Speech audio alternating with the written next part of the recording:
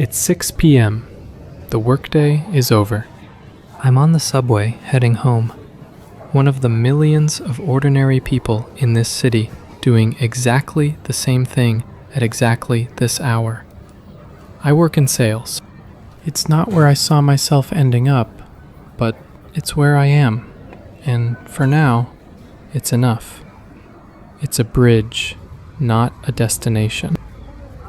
Those bicycles along the road are shared bikes, part of the city's public cycling network.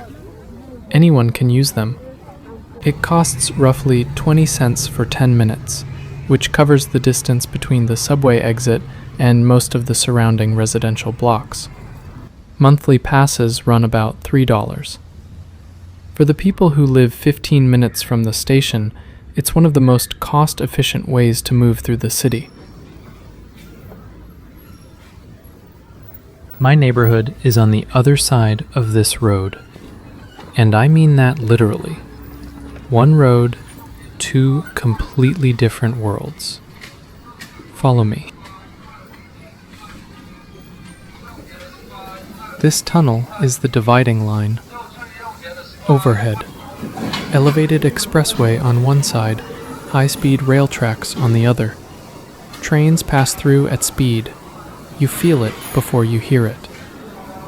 Coming out the other side, this is the urban village.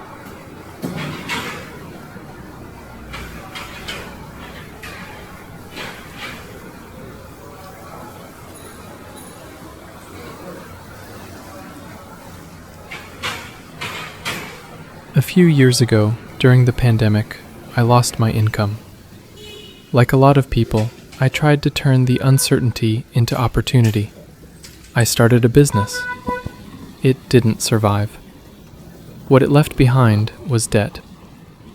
In Chinese cities, these are called 城中村, 城中村, villages that were absorbed into the expanding city rather than demolished. The buildings are old and close together. The streets are narrow. The rents are low enough that people can actually afford to live here.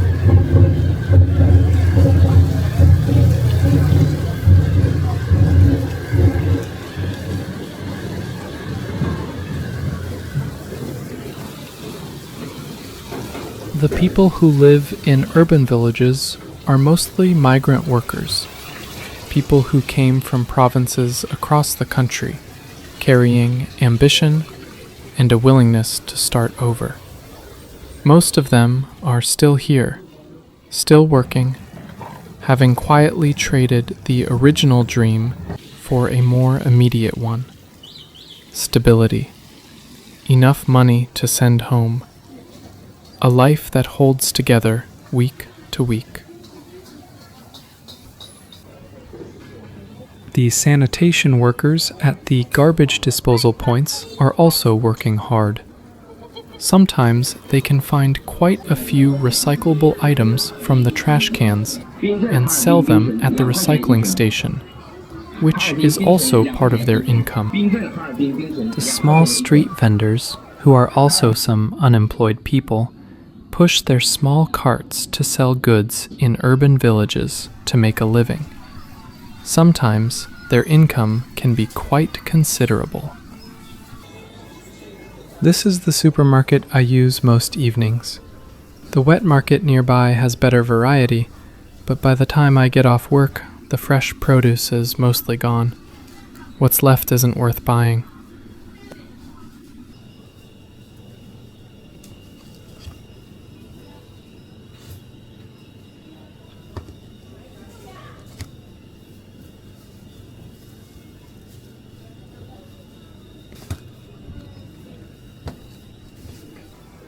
Yesterday, I cooked a large pot of chicken, but there was a lot left over that I didn't want to waste. So, I put it in the fridge and planned to heat it up later to finish eating. As a result, I only bought a little vegetables and a bottle of oyster sauce.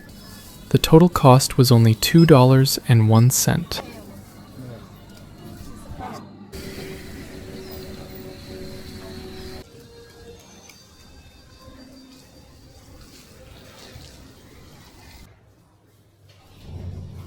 The place where I live is about 25 square meters.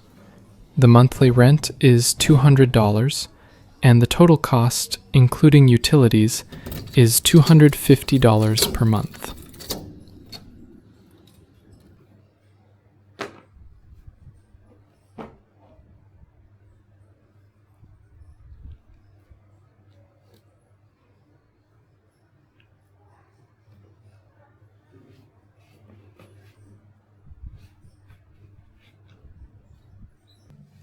This kitchen is only 3 square meters.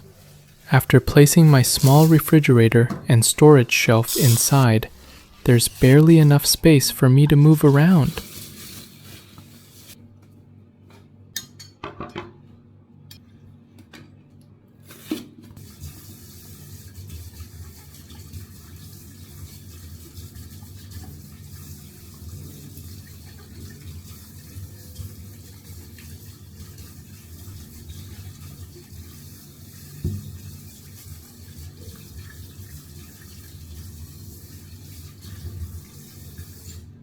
This is the chicken that I didn't finish eating yesterday.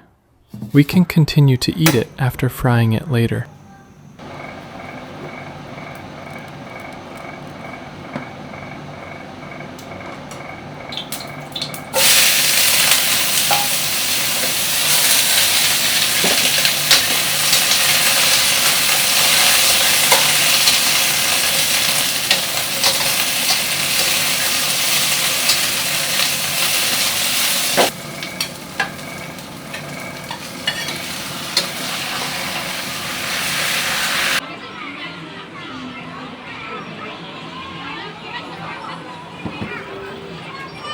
After dinner, I always take a break and then throw out some discarded items and kitchen waste.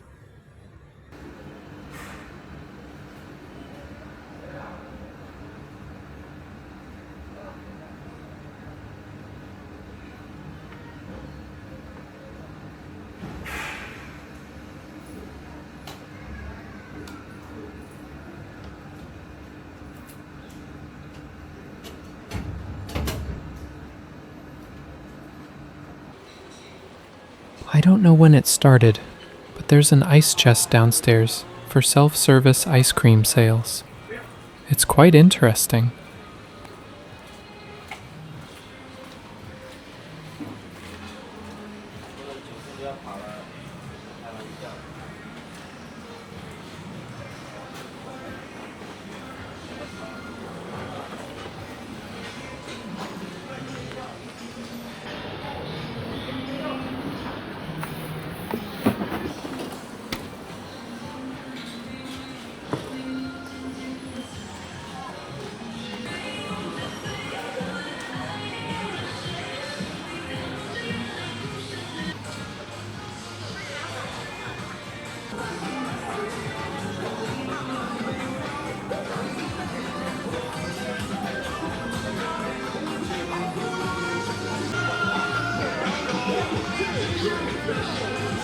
Most of these dancers are retired elderly people, with some young people joining in as well.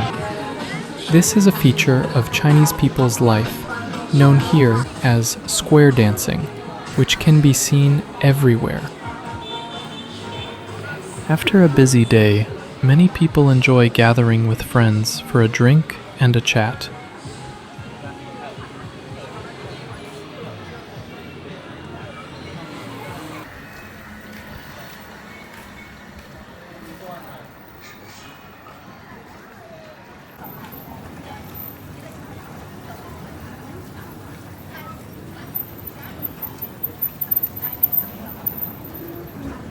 There are many food and beverage shops in the alley, but the business of the shop owners may not be good, because there are also many street vendors who may steal some of the shop owners' customers.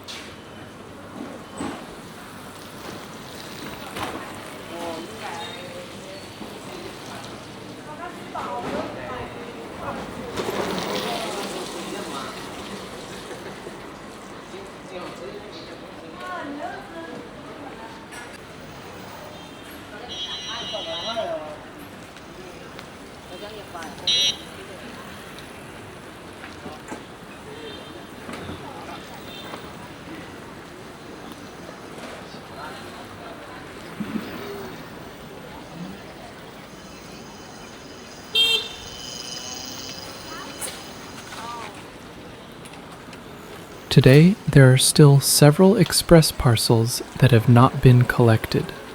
We are all accustomed to purchasing daily necessities from online stores, and the couriers will deliver them very quickly.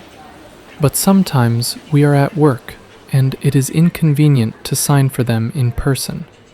So this kind of store that helps customers store their express parcels has emerged, called delivery station.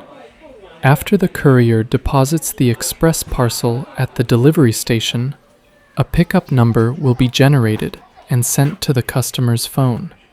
We can then use this number to find our own express parcel.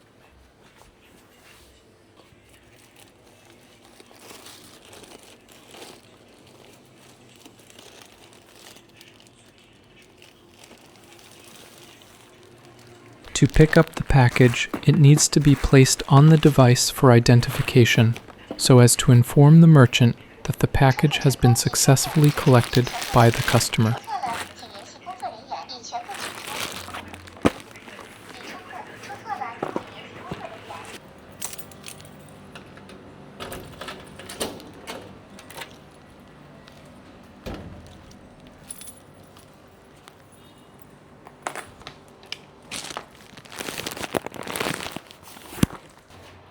No matter how busy I am with work or how tough life gets, I always prioritize my physical health.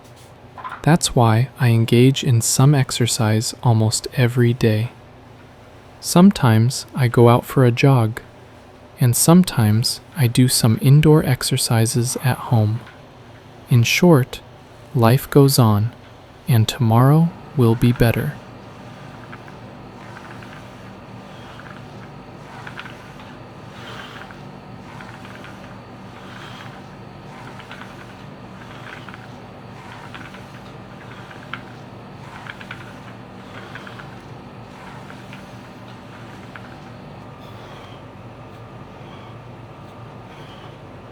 Thank you for watching.